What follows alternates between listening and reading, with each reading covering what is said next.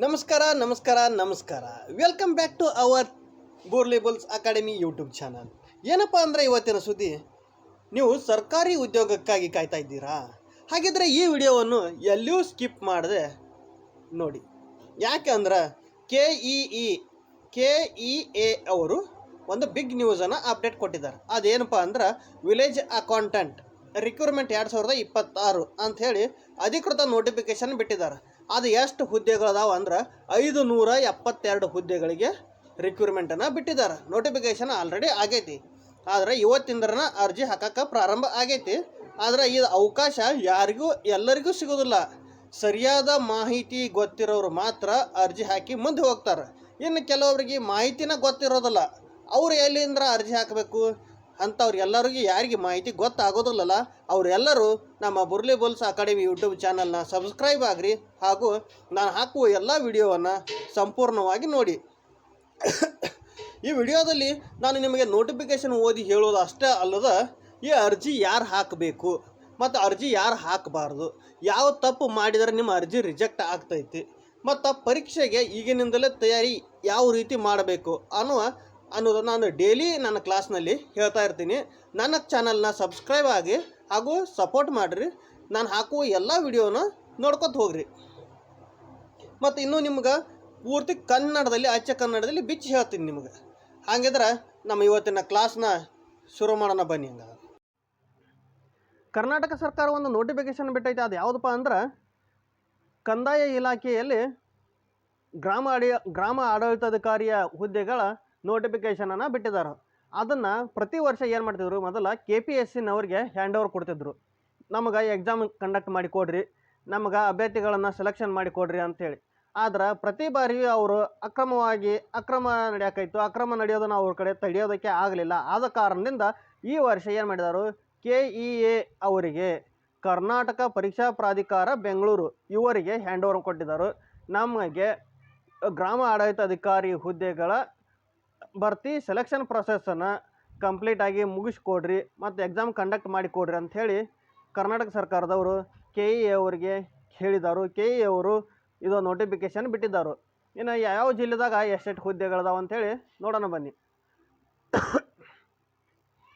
ಇಲ್ಲಿ ಹೇಳ್ತಿದ್ದೆ ನೋಡ್ರಿ, ಬೆಂಗಳೂರದಾಗ 20 ಹುದ್ದೆಗಳದಾವು, ಬೆಂಗಳೂರು ನಗರ, ಬೆಂಗಳೂರು ಗ್ರಾಮಾಂತರ 29 ಹುದ್ದೆಗಳು, ಚಿತ್ರದುರ್ಗ 15, ಚಿಕ್ಕಬಳ್ಳಾಪುರ 21, ತುಮಕೂರು 50, ಶಿವಮೊಗ್ಗ 18, ಕೋಲಾರ 22, ಬೆಂಗಳೂರು ದಕ್ಷಿಣ 30, ಮೈಸೂರು 45, ಮಂಡ್ಯ 50, ಹಾಸನ 35, ಉಡುಪಿ 10, ದಕ್ಷಿಣ ಕನ್ನಡ 20, ಚಾಮರಾಜನಗರ 31, ಚಿಕ್ಕಮಗಳೂರು 10, ಬೆಳಗಾವಿ 48, ಬಾಗಲಕೋಟೆ 16, ಗದಗ 14, ಹಾವೇರಿ 15, ಬೀದರ್ 4, ರಾಯಚೂರು 2. ಒಟ್ಟು ಹುದ್ದೆಗಳು 505. ಮತ್ತೇನ್ರಿ ನೀವು ಯೂಟ್ಯೂಬ್ನಲ್ಲಿ ಮೇನ್ ಪಾಂಪ್ಲೆಟ್ದಲ್ಲಿ ಏನು ನೀವು 570 ಹುದ್ದೆಗಳನ್ನ ಹತ್ತೀರಿ, 575 ಹುದ್ದೆಗಳು ಅಂತ ಹೇಳ್ತೀರಿ. ಇಲ್ಲಿ ನೋಡ್ರಿ 505 ಅಷ್ಟೇ ಹೇಳತ್ತೀರಿ ಅಂತ ಅನ್ಬೇಡ್ರಿ. ಇವು ನಾನ್ ಕಲ್ಯಾಣ ಕರ್ನಾಟಕ ಹುದ್ದೆಗಳು. ಇನ್ನು ಕಲ್ಯಾಣ ಕರ್ನಾಟಕಕ್ಕೆ ಸಂಬಂಧಪಟ್ಟಂಥ ಉಳಿದಿರತಕ್ಕಂಥ ಹುದ್ದೆಗಳು ಕಲ್ಯಾಣ ಕರ್ನಾಟಕಕ್ಕೆ ಸಂಬಂಧಪಟ್ಟಿದ್ದವು. ಇನ್ನು ಇದಕ್ಕೆ ಶೈಕ್ಷಣಿಕ ಅರ್ಹತೆ ಯಾವ ರೀತಿ ಐತಿ?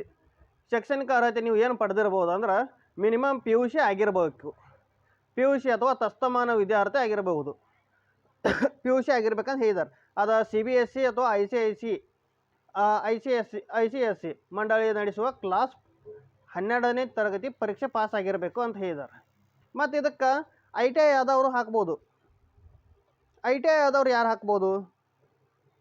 2 ವರ್ಷಗಳ ಕೋರ್ಸ್ ITI NIOSನ ವತಿಯಿಂದ ನಡೆಸುವ ಒಂದು ಭಾಷಾ ಕೋರ್ಸ್ ಮತ್ತು ಒಂದು ಶೈಕ್ಷಣಿಕ ವಿಷಯದಲ್ಲಿ ಅಥವಾ ಪದವಿ ಪೂರ್ವ ಮಂಡಳಿಯ ನಡೆಸುವ ಪರೀಕ್ಷೆಯಲ್ಲಿ ಒಂದು ಭಾಷೆ ಮತ್ತು ಒಂದು ವಿಷಯದಲ್ಲಿ ಉತ್ತೀರ್ಣರಾದಲ್ಲಿ ಮಾತ್ರ PUCಗೆ ತಸ್ತಮಾನ ಅಂತ ಹೇಳಿದರು. ಇನ್ನು ಇದಕ್ಕೆ ಇನ್ನೊಂದು ಇಂಪಾರ್ಟೆಂಟ್ ಏನೈತಿ, ಮೊದಲ PUC ಮೇಲೆ ನೀವು PUCದಾಗ ಏನು ಮಾರ್ಕ್ಸ್ ತೊಗೊಂಡಿರ್ತಿರಲ್ಲ, ಆ ಮಾರ್ಕ್ಸನ್ನು ಕನ್ಸಿಡರ್ ಮಾಡ್ತಿದ್ರು.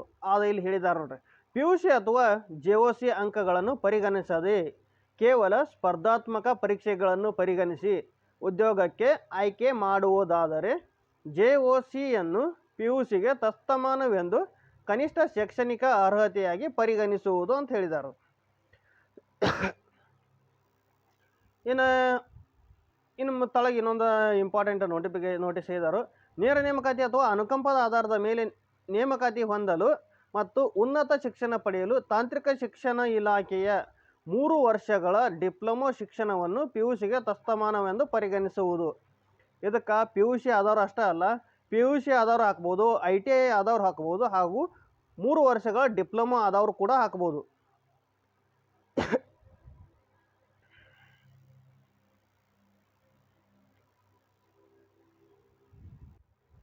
ಇನ್ನು ಈ ಹುದ್ದೆಗಳಿಗೆ ತಕ್ಕಂತೆ ವಯೋಮಿತಿ ನೋಡುವುದಾದರೆ ಬನ್ನಿ ನೋಡೋಣ. ಮಿನಿಮಮ್ 18 ವರ್ಷ ಆಗಿರಬೇಕು. 18 ವರ್ಷ ನಿಮಗೆ ಆಗಿರಬೇಕು ಅಪ್ಲಿಕೇಶನ್ ಹಾಕೋರಿಗೆ. ಗರಿಷ್ಠ ವಯೋಮಿತಿ 5 ವರ್ಷ ಸಡಿಲಿಕೆ ನೀಡಿದ್ದಾರೆ. ಯಾವ್ಯಾವ ಕ್ಯಾಟಗರಿದವ್ರಿಗೆ ಎಷ್ಟೆಷ್ಟು ವಯೋಮಿತಿಯನ್ನು ನೀಡಿದರು? ಸಾಮಾನ್ಯ ಅರ್ಹತೆ ಕ್ಯಾಟಗರಿದವ್ರಿಗೆ ಅಂದ್ರೆ ಜನರಲ್ ಕ್ಯಾಟಗರಿದವ್ರಿಗೆ 40 ವರ್ಷದವ್ರಿಗೆ 40 ವರ್ಷ ತನಕ ನೀವು ಅರ್ಜಿಯನ್ನು ಸಲ್ಲಿಸಬಹುದು. ಇನ್ನು ಪ್ರವರ್ಗ 2A 2B 3A ಮತ್ತು 3B ಅಭ್ಯರ್ಥಿಗಳಿಗೆ 43 ವರ್ಷಗಳು, ಹಾಗೂ ಪರಿಶಿಷ್ಟ ಜಾತಿ ಪಂಗಡ ಪ್ರವರ್ಗ 1 ಅಭ್ಯರ್ಥಿಗಳಿಗೆ SC ST ಕ್ಯಾಟಗರಿ 1 ಅಭ್ಯರ್ಥಿಗಳಿಗೆ 45 ವರ್ಷಗಳ ಅವಕಾಶ ಐತೆ ಅರ್ಜಿ ಹಾಕೋದಕ್ಕೆ. ಇನ್ನು ಇದಕ್ಕೆ ಅರ್ಜಿ ಎಲ್ಲಿ ಹಾಕಬೇಕು? ಅರ್ಜಿ ವೆಬ್ಸೈಟ್ ಯಾವುದಪ್ಪ ಅಂತ ಕೇಳಿದ್ರಂದ್ರೆ ಅರ್ಜಿ ಸಲ್ಲಿಸುವ ಪರೀಕ್ಷಾ ವಿಧಾನ ಕರ್ನಾಟಕ ಪರೀಕ್ಷಾ ಪ್ರಾಧಿಕಾರದ ವೆಬ್ಸೈಟ cetonline.karnataka.gov/KEA ನೀಡಲಾಗುವ ಲಿಂಕನ್ನು ಆಯ್ಕೆ ಮಾಡಿ. ಅದು ಮತ್ತು ಎಲ್ಲಿ ಎಲ್ಲ ಜಿಲ್ಲೆಗಳಿಗೆ ಅರ್ಜಿ ಹಾಕೋಕ್ಕೆ ಅವಕಾಶ ಕೊಟ್ಟಿಲ್ಲ. ಅಭ್ಯರ್ಥಿಗಳು ಕೇವಲ ಒಂದು ಜಿಲ್ಲೆಗೆ ಮಾತ್ರ ಅರ್ಜಿ ಸಲ್ಲಿಸಬೇಕಂತ ಹೇಳಿದ್ದಾರೆ. ಅದರ ಒಂದಕ್ಕಿಂತ ಹೆಚ್ಚು ಜಿಲ್ಲೆಗಳಿಗೆ ಅರ್ಜಿ ಸಲ್ಲಿಸಿದ್ರೆ ನಿಮ್ಮ ಅಪ್ಲಿಕೇಶನ್ ರಿಜೆಕ್ಟ್ ಆದರೂ ಆಗಬಹುದು, ಇಲ್ಲ ಆದರೆ ಯಾವುದಾದ್ರು ಒಂದು ಜಿಲ್ಲೆಗೆ ಮಾತ್ರ ಕನ್ಸಿಡರ್ ಮಾಡ್ತಾರೋ ಅಂತ ಹೇಳಿದ್ದಾರೆ. ಇನ್ನು ಅರ್ಜಿ ಸಲ್ಲಿಸೋಕೆ ಆನ್ಲೈನ್ ಪ್ರಾರಂಭ ಡೇಟ ಮತ್ತು ಕೊನೆಯ ಡೇಟ ಮತ್ತು ಪೇಮೆಂಟ್ ಮಾಡೋದಕ್ಕೆ ಎಕ್ಸಾಮ್ ಫೀಸ್ ಕಟ್ಟೋದಕ್ಕೆ ಕೊನೆಯ ದಿನಾಂಕ ಯಾವಾಗ ನೋಡೋಣ ಬನ್ನಿ. ಆನ್ಲೈನ್ ಮುಖಾಂತರ ಅರ್ಜಿ ಸಲ್ಲಿಸಲು ಪ್ರಾರಂಭ ದಿನಾಂಕ 11/7/2026 ಅಂದ್ರೆ ಇವತ್ತು ಪ್ರಾರಂಭ ಆಗೈತಿ ಆನ್ಲೈನ್ ಅಪ್ಲಿಕೇಶನ್ ವಿಂಡೋ. ಮತ್ತು ಅಪ್ಲಿಕೇಶನ್ ವಿಂಡೋ ಯಾವಾಗ ಕೊನೆ ಆಗೋದಂದ್ರೆ ಇದೇ ತಿಂಗಳ 30 ತಾರೀಕು ಆನ್ಲೈನ್ ಅಪ್ಲಿಕೇಶನ್ ಮುಗಿತೈತಿ, 30/7/2026. ಇನ್ನು ಶುಲ್ಕವನ್ನು ಪಾವತಿ ಮಾಡೋದಕ್ಕೆ ಕೊನೆಯ ದಿನ 31/7/2026 ಕೊನೆಯ ದಿನವಾಗಿರ್ತದೆ. ನೀವು ಆ ಕೊನೆಯ ದಿನವರೆಗೆ ವೇಟ್ ಮಾಡೋಕ್ಕೆ ಹೋಗಬೇಡ್ರಿ. ಹಿಂದೆ ನೋಟಿಫಿಕೇಷನ್ ನೋಡ್ರಿ ಅಂದ್ರೆ ಇವತ್ತು ನನ್ನ ಕ್ಲಾಸನ್ನು ಜಾಯ್ನ್ ಆಗಿ ಯಾರು ಕೇಳಿದಿರಲ್ಲ, ಇವತ್ತು ಹೋಗಿಬಿಟ್ಟು ನೀವು ನಿಮ್ಮ ಹತ್ತಿರದ ಸೈಬರ್ ಸೆಂಟರ್ನಲ್ಲಿ ಹೋಗಿ ಆನ್ಲೈನ್ ಮೂಲಕ ಅರ್ಜಿಯನ್ನು ಸಲ್ಲಿಸ್ಬೋದು. ಬನ್ನಿ ನಾವು ಅವ್ರಿಗೆ ಪೇಮೆಂಟ್ ಯಾವ ರೀತಿ ಇರ್ತೈತಿ ನೋಡೋಣ. ಕಾಯಂ ಅವ್ರಿಗೆ ಪೇಮೆಂಟ್ ಏನು ರೀತಿ ಇದೆ? ಕಾಯಂ ಪೂರ್ವ ಅವಧಿ ಅಂದ್ರೆ ಪ್ರೊಫೆಷ್ನಲ್ ಅವಧಿ ಅಂತ ಇರ್ತೈತಿ ಸೆಲೆಕ್ಷನ್ ಆದವ್ರಿಗೆ. ನೇರ ನೇಮಕಾತಿ ಮೂಲಕ ಆಯ್ಕೆಗೊಂಡ ಅಭ್ಯರ್ಥಿಗಳಿಗೆ 2 ವರ್ಷ ಪ್ರೊಫೆಷ್ನಲ್ ಪೀರಿಯಡ್ ಇರ್ತೈತಿ. ನೇರ ನೇಮಕಾತಿ ಅನ್ನೋದು ನೀವು ತಪ್ಪು ತಿಳ್ಕೊಬೇಡ್ರಿ. ನೀವು ಸ್ಪರ್ಧಾತ್ಮಕ ಪರೀಕ್ಷೆಯ ಮೂಲಕ ನೇರ ನೇಮಕಾತಿ ಆದವ್ರಿಗೆ. ಮತ್ತು ಇವ್ರಿಗೆ ಪೇಮೆಂಟ್ ಸ್ಕೇಲ್ ಏನೈತೆ ಅಂದ್ರೆ ಬೇಸಿಕ್ 34,100 ರೂಪಾಯಿದಿಂದ 67,600ವರೆಗೆ ಅನ್ವಯವಾಗ್ತೈತೆ ಅಂತ ಹೇಳಿದ್ದಾರೆ. ಇನ್ನು ಇವರಿಗೆ ಪೆನ್ಷನ್ ಸ್ಕೀಮ್ ಐತೋ ಇಲ್ಲೋ ಅಂದ್ಬಿಟ್ಟು ಅದನ್ನೂ ಕೇಳ್ಬೋದು. ಅವರಿಗೆ ರಾಷ್ಟ್ರೀಯ ಪಿಂಚಣಿ ಯೋಜನೆ ಸೌಲಭ್ಯಕ್ಕೆ ಒಳಪಡುತ್ತಾರೆ. ಇವರಿಗೆ ಪೆನ್ಷನ್ ಐತಿ ಆದ್ರೆ ರಾಷ್ಟ್ರೀಯ ಪಿಂಚಣಿ ಯೋಜನೆಗೆ ಸೌಲಭ್ಯ ಒಳಪಡುತ್ತಾರೆ. NPS ಆಗ್ತೈತಿ, ಇವರಿಗೆ OPS ಬರುವುದಿಲ್ಲ. ಇನ್ನು ಇದಕ್ಕೆ ಪೇಮೆಂಟ್ ಎಷ್ಟು ಐತಿ ಅಂತ ನೋಡೋದಾದರೆ ಇದು ಸಾಮಾನ್ಯ ಅರ್ಹತೆದವ್ರಿಗೆ ಜನರಲ್ ಕ್ಯಾಟಗರಿ ಪ್ರವರ್ಗ 2A 2B 3A 3Bದವ್ರಿಗೆ 750 ರೂಪಾಯಿ ಐತಿ ಅಪ್ಲಿಕೇಶನ್ ಫೀಸ್, 500 ರೂಪಾಯಿ ಅರ್ಜಿ ಫೀಸ, 250 ರೂಪಾಯಿ ಪ್ರಕ್ರಿಯೆ ಶುಲ್ಕ ಅಂತ ಹೇಳಿದ್ದಾರೆ.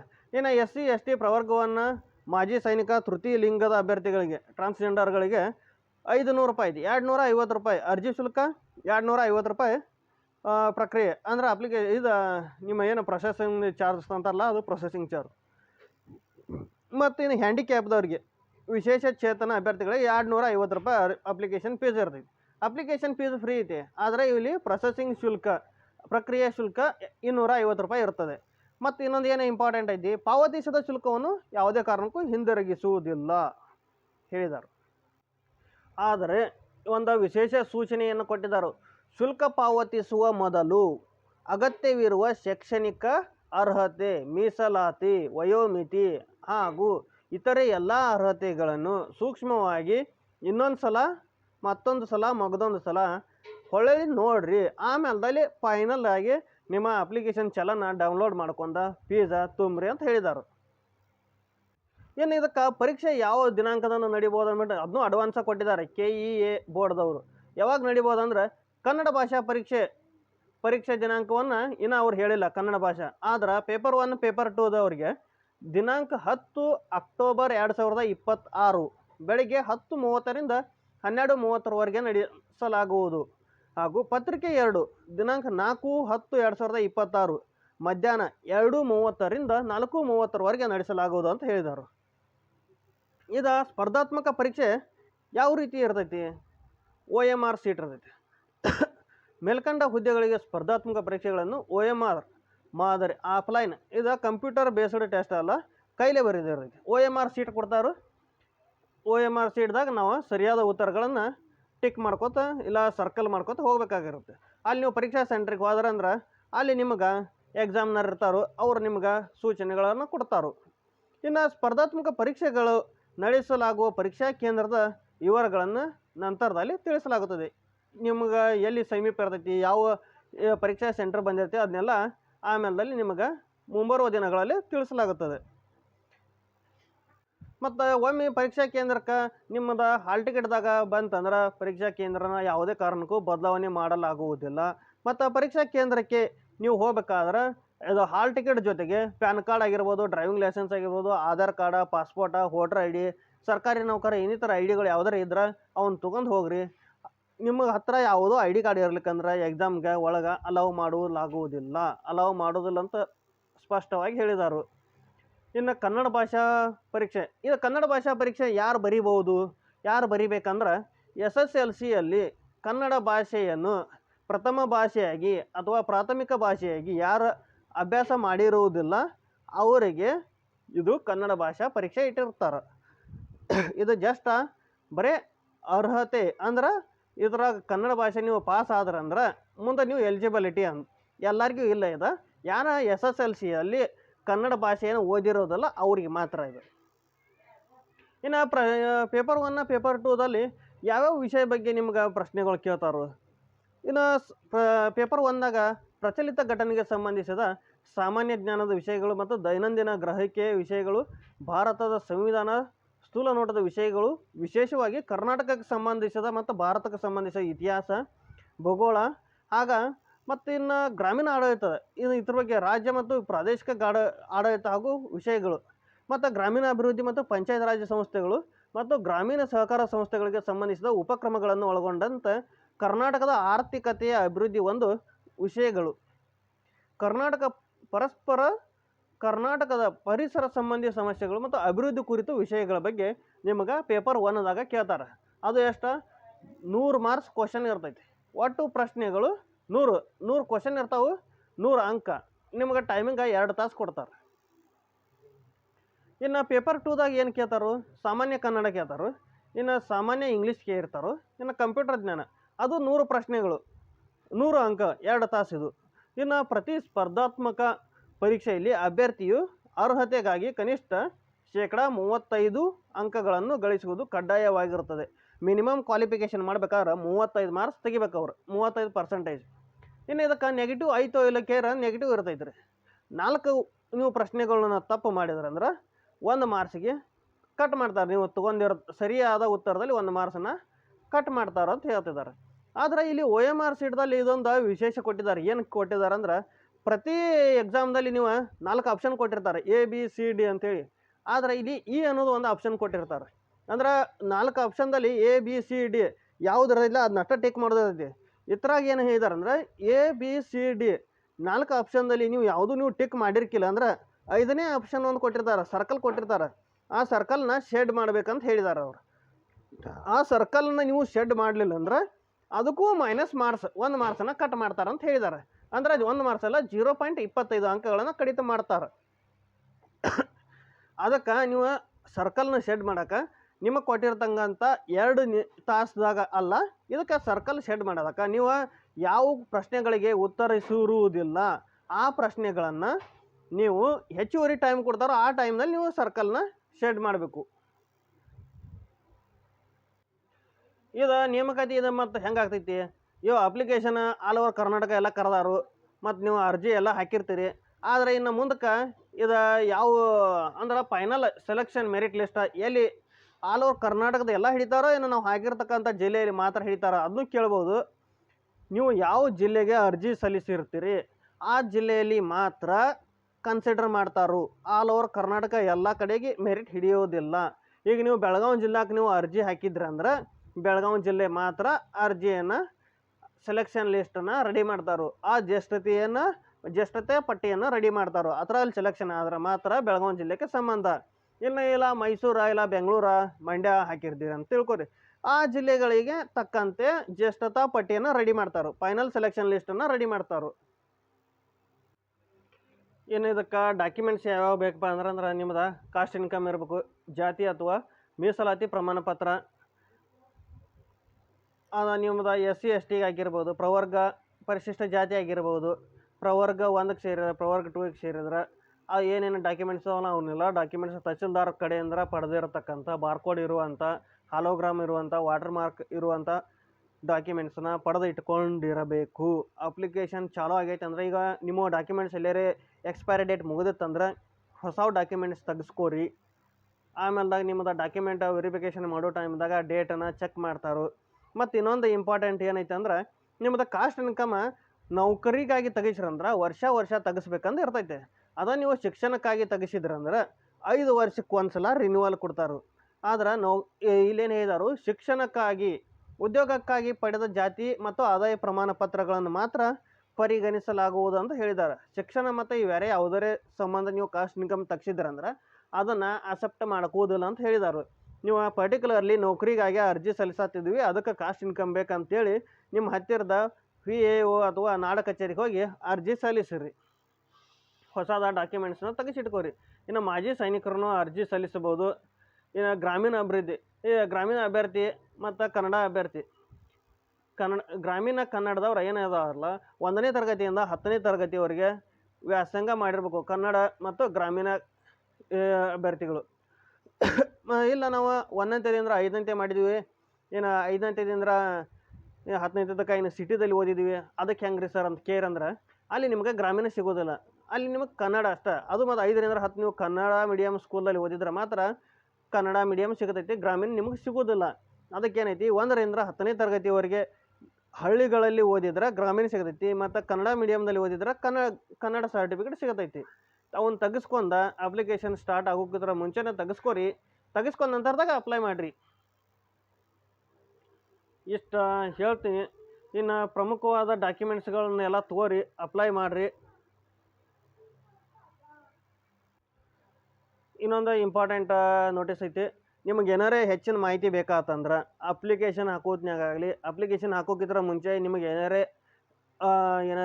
ಅದೇನಂತಾರಲ್ಲ ಸಮಸ್ಯೆಗಳಿದ್ದರೆ, ಹೆಚ್ಚಿನ ಮಾಹಿತಿ ಏನಾರು ಬೇಕಾಗಿದ್ದರೆ ಇಲ್ಲೊಂದು ದೂರವಾಣಿ ಸಂಖ್ಯೆ ಕೊಟ್ಟಿದ್ದಾರೆ 08023460460. ಈ ನಂಬರ್ಗೆ ನೀವು ಕರೆ ಮಾಡಿ ಹೆಚ್ಚಿನ ಮಾಹಿತಿಗಳನ್ನ ತಿಳ್ಕೊಳ್ಬೋದು. ಅದು ಟೈಮಿಂಗ ಬೆಳಿಗ್ಗೆ 10ರಿಂದ ಸಾಯಂಕಾಲ 6 ಗಂಟೆವರೆಗೆ ನೀವು ಕಾಲ್ ಮಾಡಿ ಕೇಳ್ಬೋದು ಅವ್ರಿಗೆ. ಇಷ್ಟು ಹೇಳ್ತಾ ಇವತ್ತಿನ ನನ್ನ ಕ್ಲಾಸ್ನ ಮುಗಿಸ್ತಾ ಇದ್ದೀನಿ. ಇವತ್ತಿಂದ ನೋಟಿಫಿಕೇಷನ್ನ ಮುಗಿಸ್ತಾ ಇದ್ದೀನಿ. ಹಾಗೆ ನಾನು ಇನ್ನಷ್ಟು ಹೆಚ್ಚಿನ ವಿಡಿಯೋಗಳನ್ನು ನಿಮ್ಮ ಮುಂದೆ ತರೋದಕ್ಕೆ ಇಷ್ಟಪಡ್ತೀನಿ. ಹಾಗೆ ನನ್ನ ಚಾನಲ್ನ ಸಬ್ಸ್ಕ್ರೈಬ್ ಮಾಡಿರಿ ಹಾಗೂ ಸಪೋರ್ಟ್ ಮಾಡಿರಿ. ಹಾಗೂ ನನ್ನ ಇನ್ಸ್ಟಾಗ್ರಾಮ್ದಲ್ಲಿ ಸಹ ನನ್ನ ಬುರ್ಲಿಬುಲ್ಸ್ ಅಕಾಡೆಮಿ ಪೇಜ್ ಇದೆ, ಅಲ್ಲಿಯೂ ಫಾಲೋ ಮಾಡಿ ಅಂತ ಹೇಳ್ತಾ ಇವತ್ತಿನ ವಿಡಿಯೋವನ್ನು ಮುಗಿಸ್ತಾ ಇದ್ದೀನಿ. ಧನ್ಯವಾದಗಳು.